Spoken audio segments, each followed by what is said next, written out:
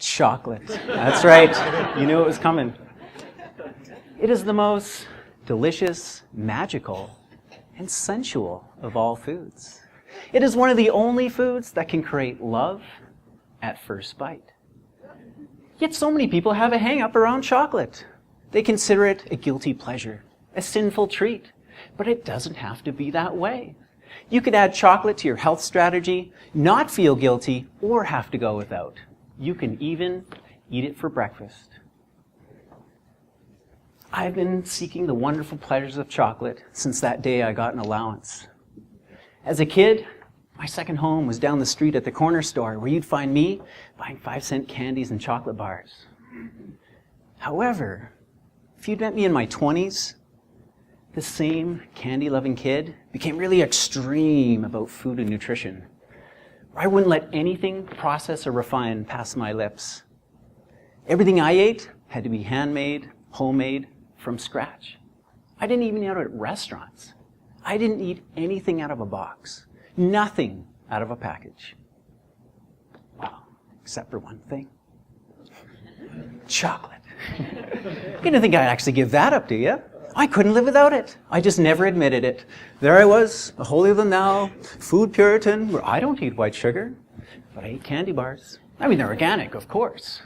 I love chocolate, and at the time, I didn't know a healthier, whole food version existed. Then in 2005, I had an experience that changed me forever. I was working down in Arizona as a chef at a raw food retreat center. We had guests come from around the world to learn and to heal. And the diet was strict. Imagine if everything you ate had to be raw, organic, vegan, low glycemic, with no dairy, no sugar, and no processed ingredients, including the chocolate. It was tough. I heard some of the other staff would get together and have secret cheese-eating parties. For me, I was more worried about not having delicious chocolate. But all that changed when I discovered the cacao bean, the whole food source of chocolate. And what I realized, that the flavors, the feelings, and the functional benefits that we associate with chocolate actually comes from the cacao bean. And that the sinful and the unhealthy side is a result of how we mass produce and overly process cacao into chocolate. There are 3 things you need to know in order to utilize food as an upgrade to your health. Knowing these, you'll be able to turn your food into your medicine, and this includes your chocolate. Number 1, increase the quality of your ingredients. Number 2, simplify how your food is processed. And number 3, reduce the scale on which it's made. What this means for your chocolate is beginning to move away from the big brands like Hershey's, Nestle, and even Lindt, and starting to savor small batch, handcrafted, artisan craft chocolate, and even making it yourself. For more than 10 years, I've been developing and teaching my own style of chocolate making. And in the beginning, I became really good at making healthy chocolate delicious. So much so, in those early years of the retreat center, I managed to make a little business on the side, selling it to staff and the guests. I'd show up in the afternoon, I was like a dealer.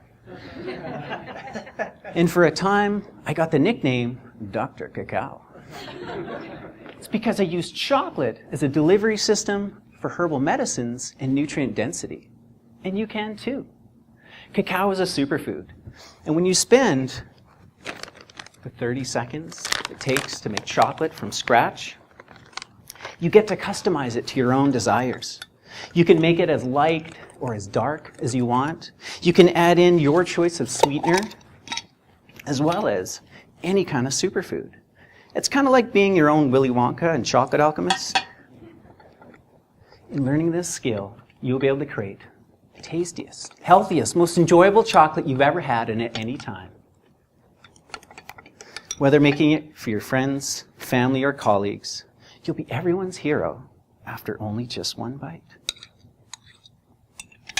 For the love of chocolate, be your own chocolate maker. Go deeper with chocolate.